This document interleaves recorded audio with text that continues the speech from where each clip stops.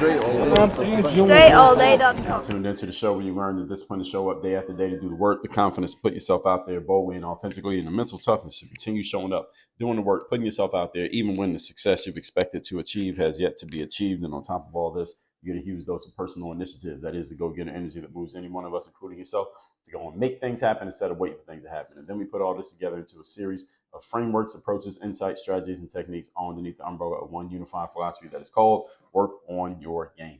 My name is Dre Baldwin, also known as Dre All Day, and welcome to the show. And today's topic is stop trying to fit in.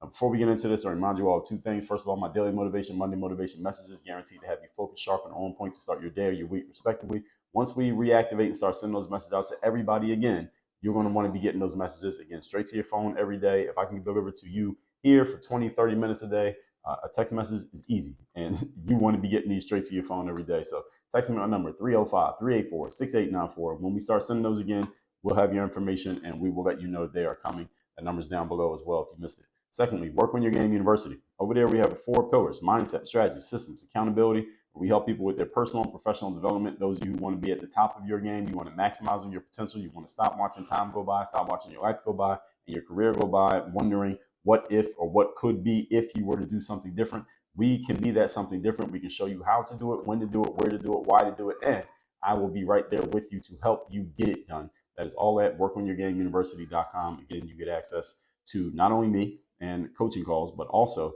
to our trainings, to our programs, to our courses. All of that is at workonyourgameuniversity.com. Go there, take a look. You can see everything that you can expect, plus more. Again, workonyourgameuniversity.com.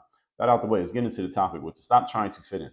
Now, this is something that I touched on back in episode number 859. The topic of that episode was go where you're adored and not where you're ignored. And I want to address it more here today from a slightly different angle, because fitting in often involves adjusting yourself and appeasing the desires and requests of other people, adjusting yourself to, then appeasing the desires and requests of others, and sacrificing maybe some of what you want in order to better mix within your current environment. This is not necessarily a bad thing to do to fit in, depending on your circumstance and situation of who you are. All right, these can be virtuous traits when they are used at the right time and used for the right reasons. The challenge with this is the right time is not all the time, and the right reason is not any reason. So today I'm going to explain to you why this is and why you need to stop trying to fit in all the time, and maybe you just need to find a better place where you already fit. Let me get into it so you'll understand this better. Point number 1, topic once again today is stop trying to fit in. Number 1, be where your presence is celebrated and not tolerated. Be where your presence is celebrated and not tolerated. I tell you all the time about going outside. You hear me use this phrase. It's a metaphorical phrase, going outside, and it can apply literally as well. What it means is going to places where you can be seen, heard, and known, where your material or whatever you bring to the table, or just your presence as a person, can be exposed to other people who might be looking for it or may be interested in it or already know they are. They just want more of it. So going outside just means making yourself accessible to people who would like to access you. And hopefully you're getting something in exchange in the process. So you can sell them something. You can sell access to yourself depending on who you are, or access to what you deliver depending on what it is, and people will pay for it because they want it. But that's what going outside is about. Now I talk about going outside and saying, putting yourself in places where, again, either you're already known or you're not known, but you are then doing the work to make yourself known. So you go to a place where nobody knows you, but you want people to know you in that space. So you do the work to get yourself known in that space. People do this all the time in every industry. When I was looking to play professional basketball coming out of a Division III NCAA university, there was not anyone checking for me to be a pro player, because coming out of that level, especially the school that I played at, that hadn't produced any pros. So no one was expecting any pros to be coming out of there. So it wasn't their responsibility to find me. It was my responsibility to find them. So going outside meant I went to these events that we call exposure camps, which are basically job fairs, but for athletes. And you pay to go to these things, and you don't just talk, but you actually play your sport. And I went to a few of those, invested my own money and time to go to those things. And by doing that, what was I doing? I was, first of all, going outside, and I was making myself known in the places where I needed to be known. I heard this guy named Matt Ishbia. He is currently the owner, as of this recording, he's the owner of the Phoenix Suns NBA basketball team. And when he first bought the team, which was maybe less than a year ago, he was on the Bill Simmons podcast. And he was talking about, Bill Simmons asked him about the process of becoming an owner of an NBA team. There are only 30 teams as of this recording in the NBA. So getting a chance to be one of the owners is a prestigious opportunity because not everybody can do it. And you cannot just pick up the phone and call somebody and buy an NBA team. Even if you have the money, you have to be known by the right people in the right places to even be on the short list of people who get to make an offer to buy a team when one becomes available. That's the way it works. It is an insider's club to be able to buy an NBA team. And Matt, when he bought the team, he explained how in order to even be in the circle to where he got the call when the team became available to place a bid, was that for years he was going to certain NBA events. When certain things were happening with the NBA, he had to make sure he was showing face. He had to get to know certain people. He was basically buying his way into the inner circle so that when the opportunity came, then he was on the list and he had the opportunity to give money to the NBA to buy the team. But of course, some of the money goes to the guy who sold the team, but then every NBA team gets a cut of that money, and the NBA itself gets a cut of the money because this guy bought into becoming an owner. And also, even when you do have the money to buy a team in a professional sport like basketball or football or even baseball, the other owners who are already in place, they get to vote on whether or not to accept your bid. Again, even if you have the money, they get to vote on whether or not you're allowed to come into their circle. So it's a highly political thing. It's not just a money thing. So any of you didn't know that, as you go into higher levels of anything that involves money, is not always about the money. It is about the money, but it's not always about the money. A lot of times it's about many other things that don't have anything to do with money. It's about you being known by the right people in the right places. And again, even if you have the money, again, this is the reason why I'm bringing up that it's not just about the money, because they don't need your money, because somebody else can offer them the same amount of money that you're offering. So it doesn't really matter to them the dollar amount. They can say, no, we don't want your money, but we'll take the same amount from somebody else who we do want it from. And yes, it does work like that. And this is the value of relationships, folks. You need to understand this. That's a side diversion from the actual point that I'm trying to make here, but I want you to notice that because it came to mind while I'm talking here. So there's immense value in doing this when you're an entrepreneur or a marketer, going to places where you are celebrated and not tolerated. And at the same time, you need to be in places where people do already know you, like you, and trust you. And they value your presence and whatever it is that you bring to the table. So you want a mix of both of these. You want to be showing up in places where nobody knows you, so your reach is expanding. And you also want to keep showing faces in places where they do already know you and value you, because you don't want that to go away. You don't want to lose that. So you want to continue to expand. So there used to be a TV show back in the day called Cheers. Any of you who's over the age of, I don't know, 35? You remember the TV show Cheers. And the theme song of the TV show Cheers said, you want to go where they know your name. You want to go to a place where they know your name. When you walk in, there's a celebration when you walk in the room. Everybody starts cheering and clapping, and they're happy that you showed up. That's what you want. Right? And there was a time, I remember when I was in college, we would go to parties and stuff, frat parties, house parties, all kinds of parties they would have in college. Any of you who's going to college or is in college, you understand every college has parties, some more than others. But I went to Penn State University, and Penn State does a lot of parties. And if you knew people and you were known on campus and you walked into a party that was happening, sometimes this would happen. It would be like Cheers. You walked in and people started cheering and being happy and toasting you because you walked into the party, because they know you and they know that they were happy that you showed up to the party, because now you add to the celebration. That's what you want. All right, you want to be in those kind of places as well as being in places when you walk in the door, people are looking at you like, oh, who the hell is this guy? All right, you need both. Okay, so it's not an either or, it's both.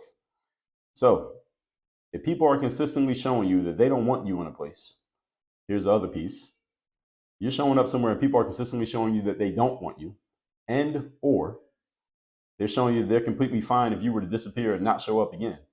What message are you giving to them about you if you keep showing up anyway? People are showing you that they don't care if you disappear, but you don't disappear. Well, what are you telling them? You're telling them that you don't even value yourself, and you already know they don't value you. They're showing you they don't value you, and you're showing them that you don't value yourself because you aren't reading the writing that's on the wall. You don't have to be a paleontologist reading ancient hieroglyphics from Egypt to read the writing on this wall. Okay, so I'm not talking writing on the wall literally. I mean metaphorically. All right, you need to read the writing on the wall when someone doesn't really care about your presence and they don't value you, but you keep showing up anyway. Well, what are you saying about you to you? Forget about them. What are you saying about you to yourself? You keep showing up in those places. They lose respect for you. They might not have any for you already. And if you keep showing up, you lose respect for yourself. Because you're like, these people don't even value me, yet I keep showing up as if it's like you need them more than they need you. That's not good. You don't want to be in that type of situation in any aspect of life. So if they don't care about your presence, then find a different place where they do care about your presence. The good thing about the world, folks, is it's very vast. The world is a very big space. So in any space where they're not valuing you, I guarantee you there are places that would value you more. You just need to stop being in that space because remember, on the limitations of human beings, we can only be in one place at a time. Moving on to point number 2. Today's topic, once again, is stop trying to fit in. Number 2, it is not your responsibility to make people want you, your presence, or what you offer. It is not your responsibility to make people want you. There's only one, actually, no, there are a couple things I would say are technically exceptions to this. For example, I've heard men, most of the time I've heard this story has been a man, telling a story about his wife and how when he first met the woman who is now his wife, she was not interested in him. She wasn't interested. She doesn't like guys who are this size or this height or guys who do this for a living or this type of guy, or she was already with a different guy. And men tell these stories. And then they go on to tell the story of persistence and dogged pursuit that they had of the woman. And then eventually they got the woman and now, boom, here she is. She's my wife. And everybody claps and tells the story. So that if that works for you, you can go ahead and do it that way. I personally have never been in that type of situation, but I understand. I've heard men tell that story, and the wife was right there nodding her head, co-signing it. So clearly it worked for them. I have been in a situation where I just told you, I was trying to play professional sports. Nobody was checking for me. And had I never shown up, nobody would have been calling me, knocking on my door saying, hey, Dre, why don't you come try to play pro basketball? Nobody was saying that. I had to go to them and get them interested in someone, me, who they otherwise never would have been interested in. So there are times when you do want to make people want what you're offering, but I'm talking here on a bigger picture from you as a business person, as a brand. This is not what you want to be doing. Okay, so I just shared you a couple exceptions here, but remember, folks, exceptions do not disprove a rule, they prove a rule. They prove a rule because you can point out the exceptions. That's what makes it a rule. Okay, so everybody knows that rules sometimes get broken. That doesn't mean that the rule doesn't exist. It just means that it got broken. The fact that you recognize that the rule got broken is proof that there is a rule. Everybody understand that? Okay. So people want what they want. And if what they want is not you and is not what you have to offer, then it is your responsibility to recognize this and get the hell out of there. All right. That is your responsibility. When I was I would say a kid, but we could even go to college years. So let's just say those are kids. So when me and my friends, and there was different groups of friends at different times, but let's say from the age 14 up through 22. So that's like high school through college. We would go out, and again, I'm from the era where we didn't have smartphones. We had phones, but not smartphones. By the time I graduated college, we all had a phone, like a flip phone, phones where you can text and you can call. That's pretty much all you could do on the phone. So if you wanted to talk to girls as young men, you had to walk up to and physically, actually in live conversation, talk to the girls. And we would go out, and I learned from a very early age that I'm not going to try and make a girl who clearly was not interested in me convinced in liking me. I never went on that type of pursuit. And there are men who have done it and it worked for them, fine for them. But that wasn't me. I learned how to kind of read the energy. If a female saw me and I saw her, if she was interested, then I could tell through her nonverbal cues that she was interested. And if she wasn't interested, then there was a nonverbal cue that she wasn't interested. The ones who were not interested, I would not go pursue them and try to make them interested because clearly they just saw me and clearly they ain't interested. That's fine. Maybe they were interested in one of my friends who was with me. Okay, all right, he gets to talk to that one. I'm gonna go get the next one.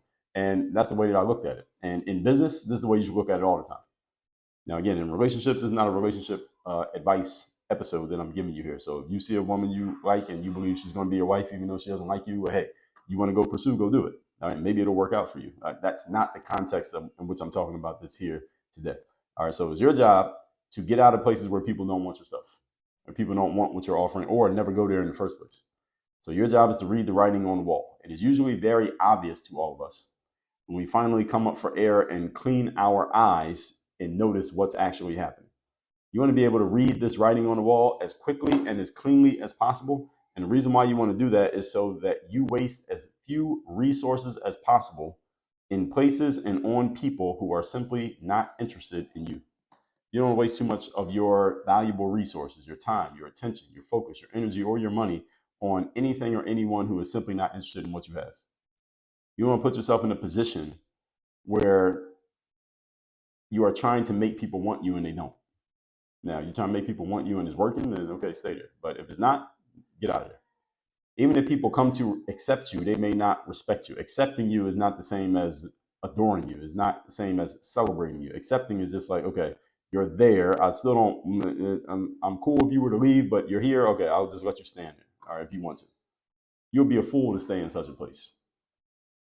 Now, are there exceptions to this? Yes, there are. I believe I think it was Sylvester Stallone when he was telling the story. He told the story of how he got the movie Rocky made. I believe it was Sylvester Stallone, but it might have been a different actor, so don't hold me to that name. But the story was that an actor who became a famous guy, let's just say it was Sly Stallone. He went to the office of a producer, and he had the script for Rocky, and he's trying to get the script sold to this producer to get the script made about this movie that he thought that was it was basically based on Sly's life.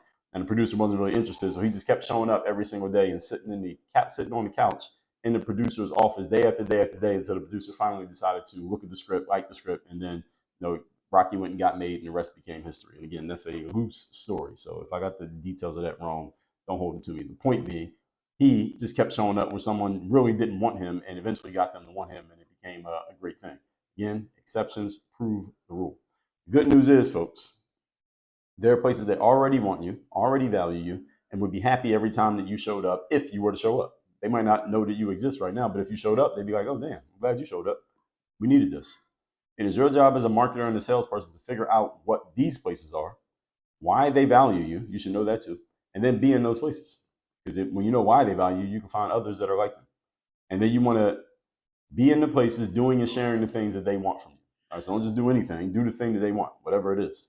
This is literally the job and the work that you need to be doing as a business of yourself. This is for those of you who are looking for a corporate job, those of you who are looking for a sports team to play for, those of you who are looking for customers to buy your stuff. All right, all of you need to be doing this. This is the job. This is the work. This part right here, identifying these people, showing up, and giving them exactly what they want from you, because there are a lot of pieces to you. They may not want everything you have, but they want specific things. You need to know what those specific things are. Again, this applies to students, athletes, entrepreneurs, somebody climbing a corporate ladder. It applies to everybody. Point number 3. Today's topic, once again, is stop trying to fit in. Number 3, if a place that wants you does not exist, what if that's the situation? This is not actually the case, but there are some people listening to this who may say, Dre, I get everything you're saying, but I haven't identified a single place in the world that wants me. I've tried, and I've tried a whole bunch of places, and no place seems to want me. Usually when people say that something like this, usually they tried to show up at like 3 places, didn't get the response they wanted. Then they say, well, no place wants me. All right, 3 places out of the entire globe that we have access to. But let me humor you and tell you what to do anyway if you believe this to be true, even if it's not true, even though it's not true. It is your responsibility now, unwanted person, to create that space and build it from the inside out with people who do value your presence. That's your job. Create the space and build it from the inside out with people who do value the fact that you are in the room. So start with one person who values your presence. That could just be you, even if it's just you. It's just starting with you.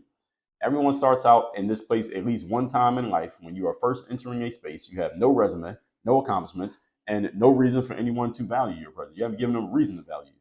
Right? They don't even know that you exist, let alone can they value you. It is your job to start building up your resume and doing things that make people want you around, whether they know about who you are, what you've done, or they see potential in you, or a combination of the above. You want them to get to the point that they do either see that you could be something, or they like what you're already doing, or they like who you are as a person, or all of them. All right. Another thing you can do is make adjustments to your approach and your delivery. So maybe they don't want you because of the way you're delivering, but if you switch up your delivery now, all of a sudden they'll want you. So a place that was not interested last year might be interested this year. All right, that happens all the time. In, for example, the professional speaking business, there are sometimes that I am a candidate to land a speaking engagement to give a speech at some event, and they don't choose me. They choose somebody else, but then the next year they do choose me. What's the difference? I didn't really change. I gave the exact same approach. It's just what they were looking for changed. I just made myself available again, and the second time around, it worked. Right? Sometimes it happens that way. These are all part of your job as a marketer, as a brand, and it all has to do with your positioning and your sales proposition. In other words, how are people seeing you, and what are you saying about yourself? All of that matters, because that's really all people have to go off of. All right, what do people see when they look at you, and what are you saying when they listen to you? All right, you determine that, and whatever they see, they frame it against what they're looking for, and either it is or it isn't. That's how it works. All that said, let's recap today's class. Stop trying to fit in. Touched on this in episode 859 about fitting in, because it often involves adjusting yourself and appeasing the desires of other people. There is a time and place for that. Today's episode is not that time and place. Number one, be where your presence is celebrated, not tolerated. All right, so when you're going outside, you want to go to places where it's like Cheers. You walk in and everybody is celebrating the fact that you walked in. Or when you go into a place where nobody knows you, that you show yourself in such a way that they are glad that you showed up and they'll be happy the next time you show up. So if you're in a place where people are clearly not valuing you, even though they know what you're offering, what are you saying to them and to yourself if you keep showing up in that place anyway, where they don't even want you? Number two, it is not your responsibility to make people want you, your presence, or what you offer. It's your responsibility to find people who do want it and are interested in it, and keep showing up and giving them what it is that they want. Make sure you're giving them what they want, not just what you want to give them. Do not miss that piece. That detail matters. This is literally the job, is you figuring this out, figuring out what it is, who it is, and where it is, and making sure that you continue to deliver or start to deliver to those individuals in those places. Number three, if a place that wants you does not exist, it is your responsibility to create that space, build it from the inside out with people who do value your presence. Again, even if you got to start with just you, even if you got to start as the only fan that you have, then start with as the only fan that you have. Everybody had to start at that point at some level at some time in life. So do not lament and feel sorry for yourself if you happen to be in this position right now. It happens to everybody, and you need to do something with this. And remember that people who become high achievers in life, they have the ability to make something out of nothing. So I'm telling you that there's nothing wrong with being in this position. It's actually a good position, because at least you don't have to untangle anything. You're starting at zero, so you have nothing to lose. So you're literally at zero. All that said, text me so you're in my community. My number's down below in the description. Also, workonyourgameuniversity.com. You would like to have me as your direct coach, where I can coach you through how to specifically and personally use these things for you in your specific situation. Go to workonyourgameuniversity.com. You can have me as your direct coach, where I can find out exactly what you're doing, where you're doing it, why you're doing it, where you want to go versus where you're at, and we can map out a clear plan and a process for you getting there. Workonyourgameuniversity.com. Work on your game. Dre, all